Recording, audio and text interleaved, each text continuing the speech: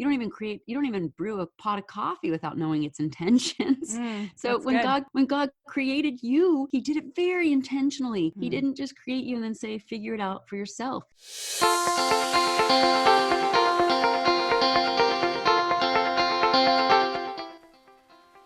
Welcome to Compared to Who, the podcast to help you stop comparing and start living. I'm your host, Heather Creekmore. I hate to admit this, but I used to secretly obsess over my appearance. I thought it was part of my job as a woman to always look better, but never felt like I could be good enough. Maybe you can relate. But God, in His grace, He showed me a way out, and I want to give you all the tools you need to break free too. If you've ever spent too much time stressing over your looks, I get it. I hope you'll keep listening and find the same freedom I have. Here are 3 other things you need to know about me. I'm a minivan driving mom of 4 elementary age kids. I'm author of the book Compared to Who and a blogger at comparedtowho.me. And you just may have seen my epic bake fail on Netflix. If you've ever struggled with comparison or body image issues, Compared to Who is the show for you. I hope you enjoy today's episode and tell a friend about it.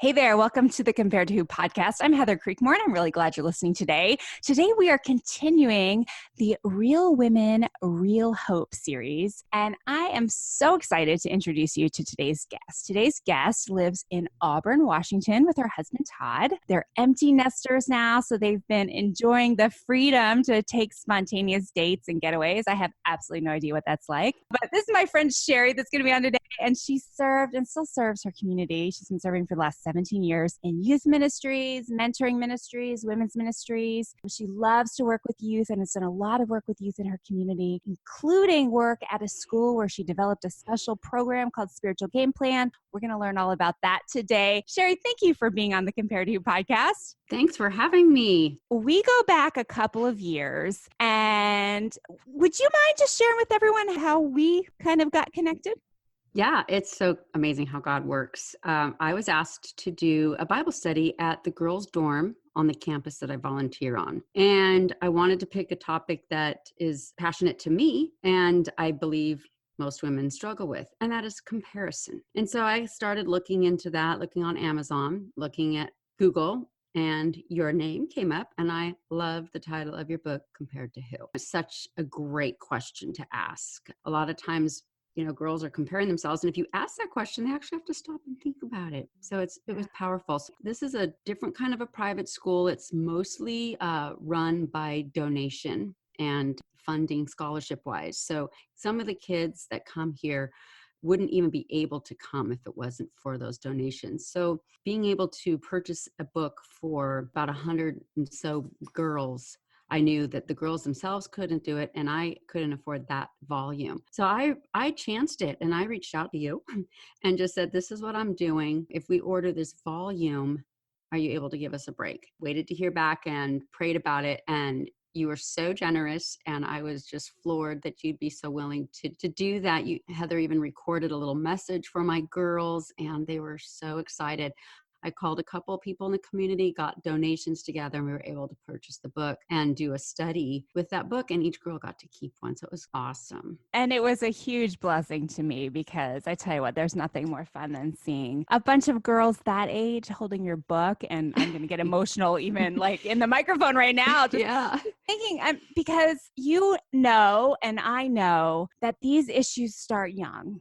And to see a bunch of girls that age, high school age, holding the book, just, the hope that maybe somehow I played a little role in intervening and maybe helping them not go down the same road that I went down. And I know that you went down too. That was such a blessing. So will you share with us your story? Like what has your struggle with body image and comparison been like? When did this start for you? And do you mind kind of just walking us through what you've walked through? Yeah, I think Satan is very strategic. We know Satan is strategic. And I can remember it in elementary school, kindergarten, looking at what other girls were doing, their hair, the way they dressed, trying to imitate it. I have reddish hair, and so trying to get in any kind of a suntan just is not going to happen. And yet some of my friends, I grew up in Southern California, they were beautifully golden tan.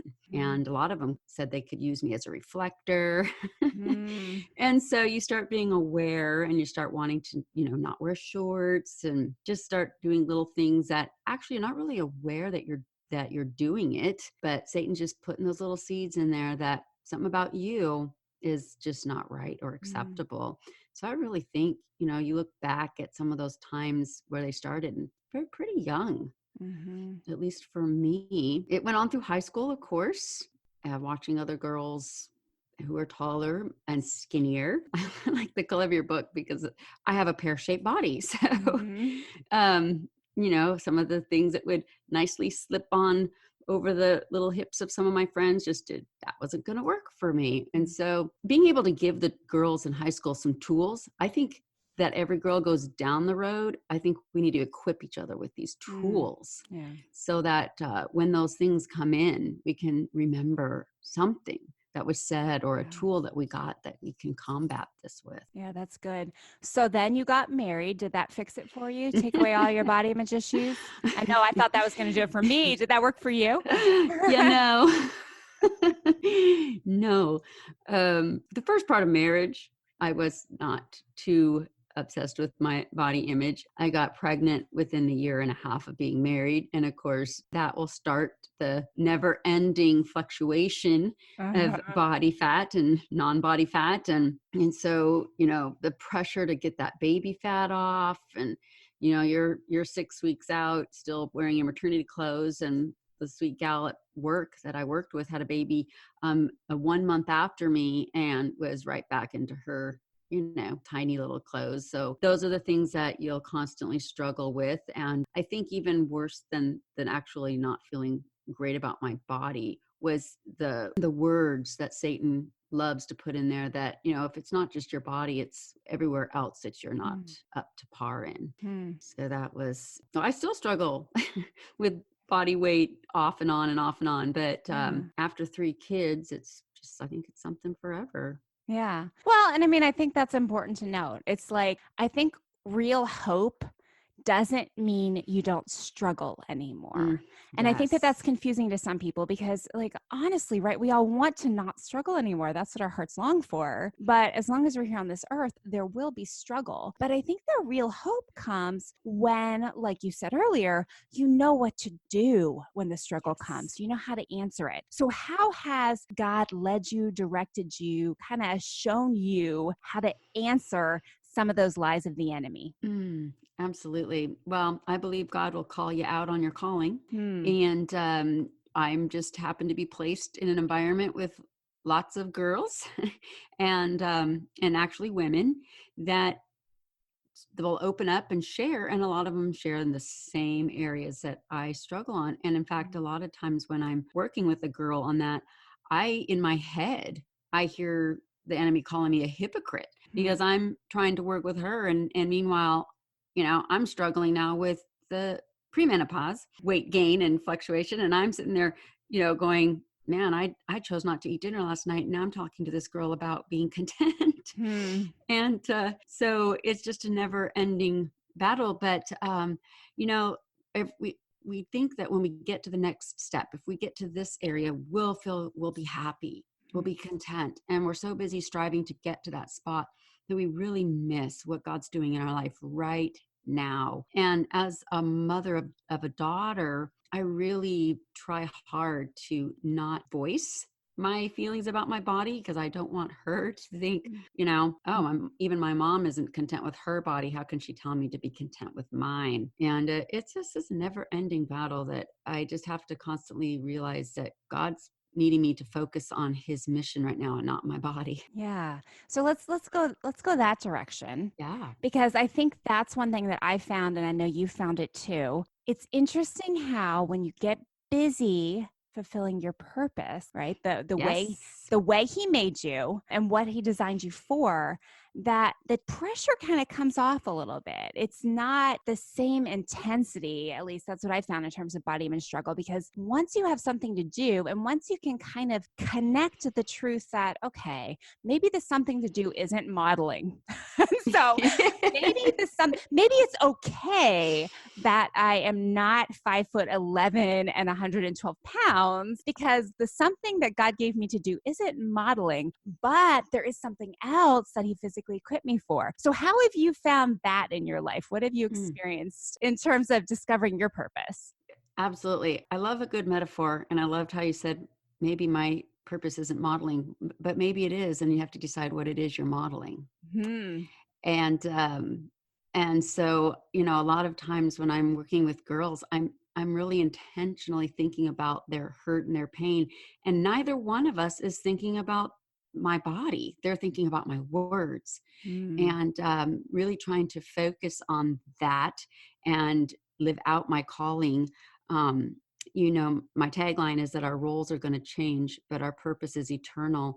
And so many times when I talk to women and young girls and you ask them what their purpose is, they're going to start listing the roles that they play. Mm. They're going to really focus on what they think they need to bring to society, whether that's mother, teacher, wife, all the roles, and they get really focused on that as their identity.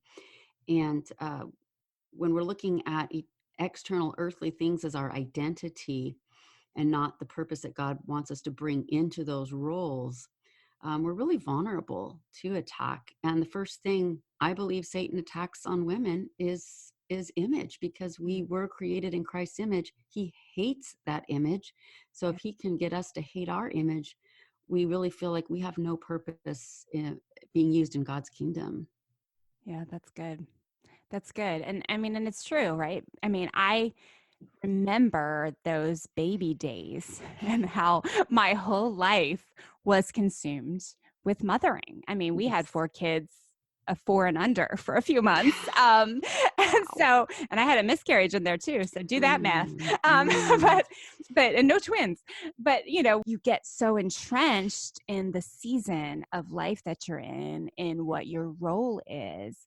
And if that is your identity, then when you become an empty nester, like you're experiencing right now, Mhm. what do you have left? And I mean, I see that in women. We started a little late with having kids, but I've got friends my age and close to my age who are becoming empty nesters now and going through real crisis Yep. because that was their identity. So what does that look like for you?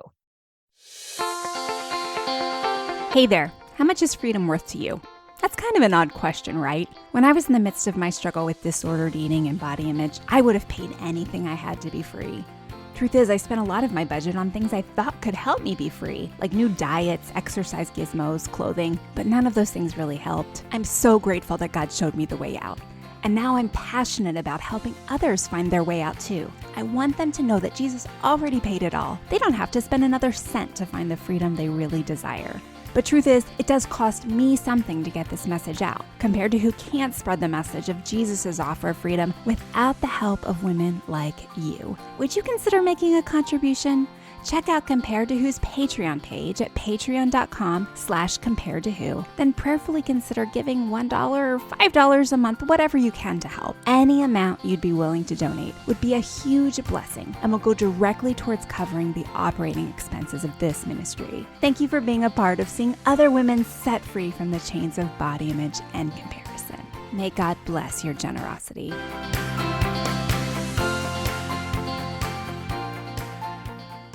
Yeah, I'm going to go back about 23 years ago. I was taking my kids to swimming lessons, and I had just gone from working to quote unquote, not working, if you want to say it that way. Um, and From working to not getting paid.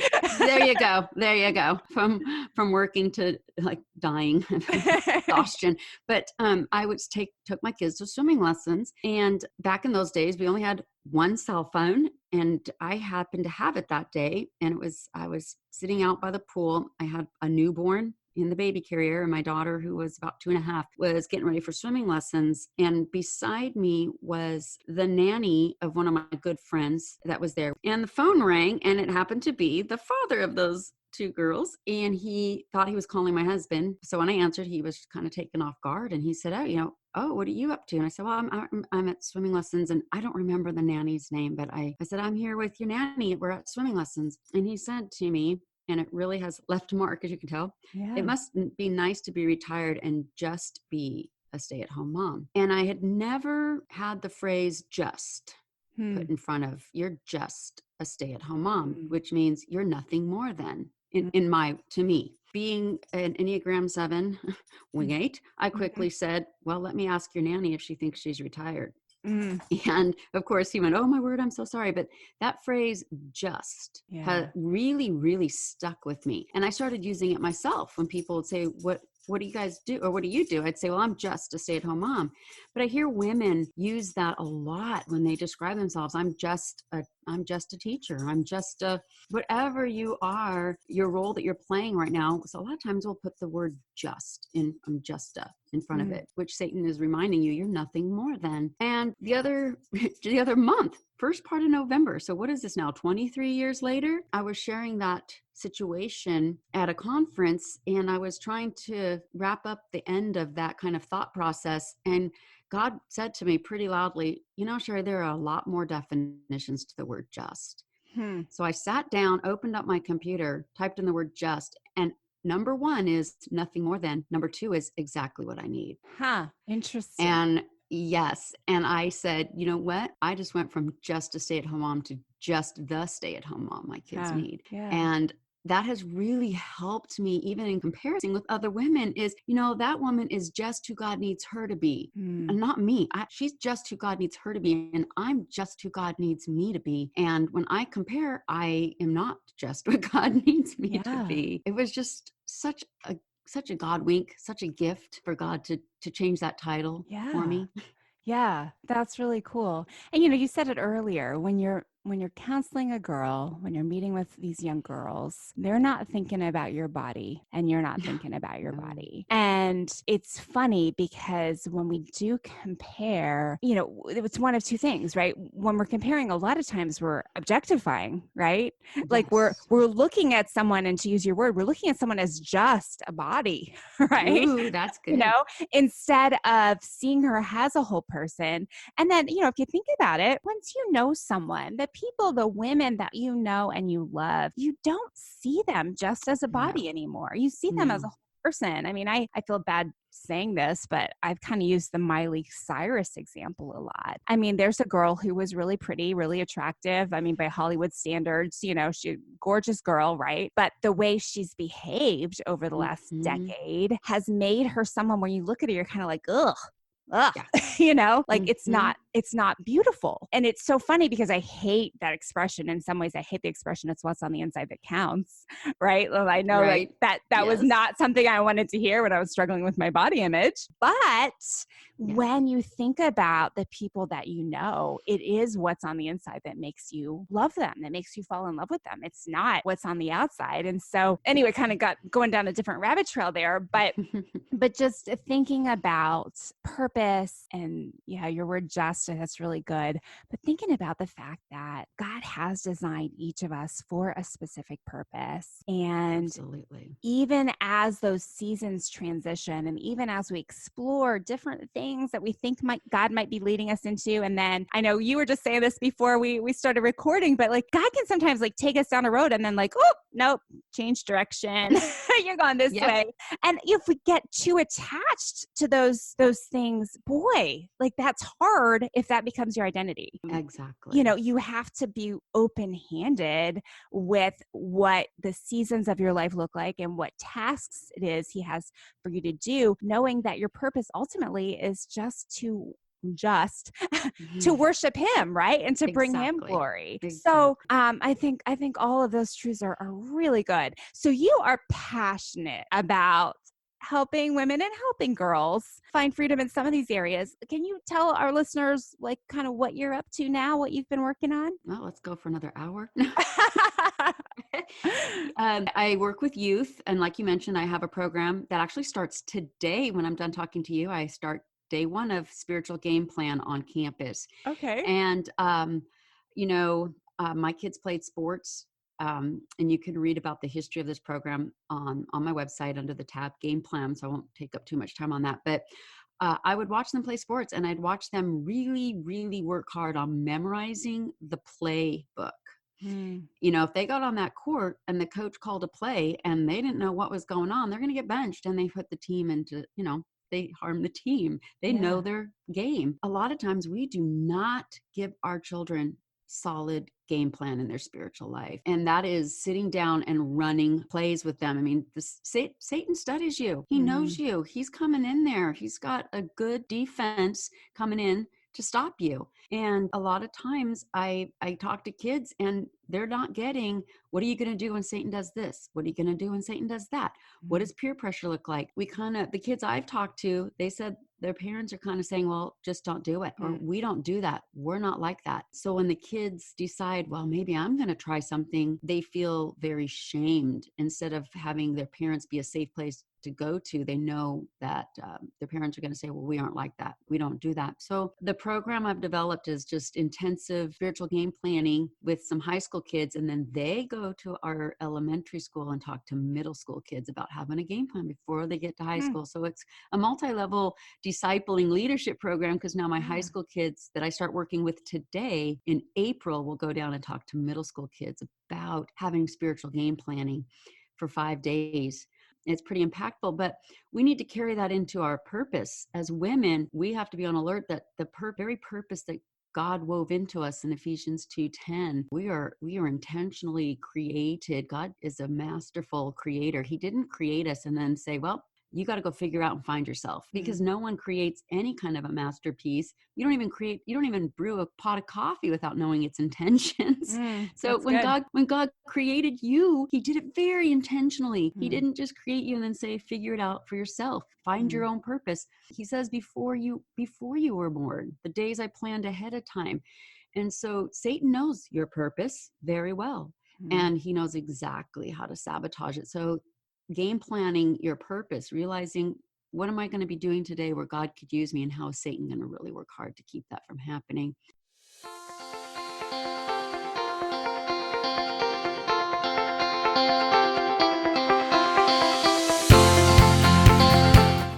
Has body image been bogging you down for too long? It's time to get free, my friend. Go to comparetowho.me, take your free body image awareness quiz. You will learn amazing things. You'll get your results right away. And I think you'll have fun too, because who doesn't love to take quizzes? Go to comparetowho.me. There's lots of great resources on that site. Articles about body image and comparison, and how you can find freedom through the gospel of Jesus Christ. Check it out today, right after this episode, of course. And if we're really caught up on the title of our role, I am the soccer mom, I am this PTA leader, or I am the CEO, and that position gets taken. If we aren't standing firm in the purpose that God created, we can really feel deflated or feel like we are no longer of any value. Yeah. And that's another time when we're vulnerable to comparison, big Yeah. time. Absolutely. Yeah, that's really good. And I love the concept of a spiritual game plan. I'm just starting to work with some moms at our church to take them through a program we do at our church called Fully Formed Follower. But we're also going to be adding a component where the moms are then going to be discipling their daughters who are, young teens and preteens. Because that, I think, is one thing that so many women I encounter don't believe they have time to do, right? They Exactly. don't think they have time to disciple someone. They don't see it as part of their identity as a Christ follower. And what I found, and you can tell me if you found this too, is that when you disciple others, you grow.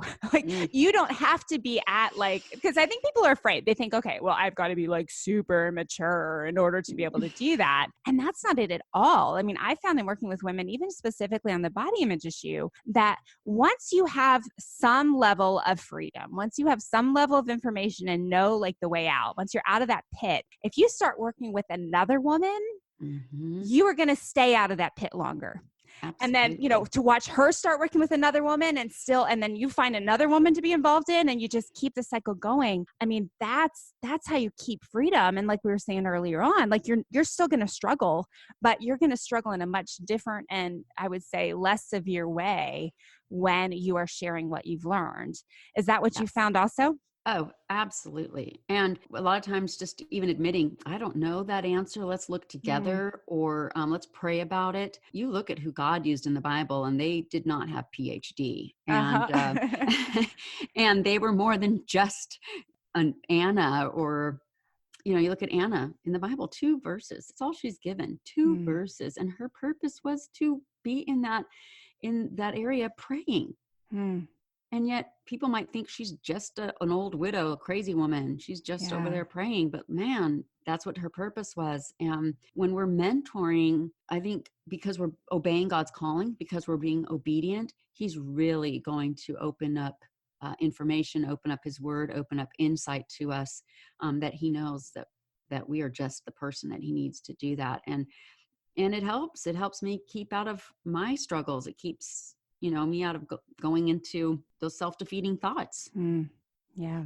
Yeah, that's good. And it's funny that you mentioned Anna because it's like her purpose was to use your just word again, to just Mhm. pray. And Just when we think about purpose, where I think so many of us get bogged down is like we've lived in this era now of everyone's a celebrity. You can be a YouTube star, you exactly. can be an Instagram star if you just work at it hard enough.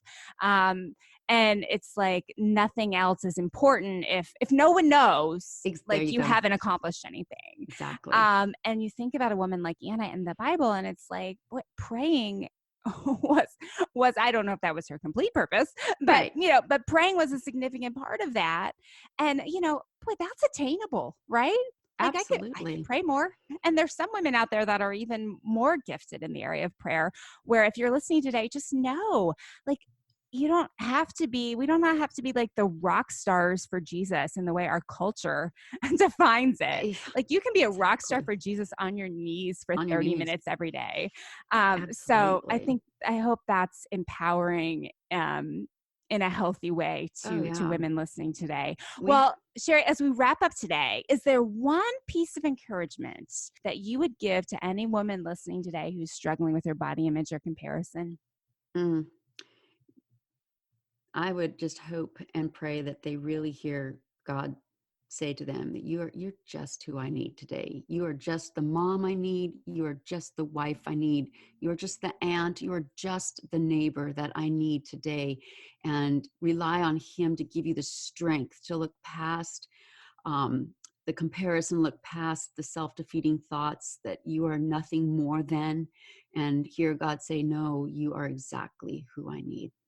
That's good. That's good. I love that. Well, Cheri, will you tell everyone where they can connect with you? And I'll put this information in the show notes too, but tell us where we can find you. Yes, thank you so much. My website is cherifletcher.com, and I would just love to hear your stories. You can connect with me on Facebook. Cheri Fletcher is my writing page on Facebook, and would love to hear stories or encourage you on finding the area just where God wants you to be. Post on Facebook, post on my website. Let me know what you need.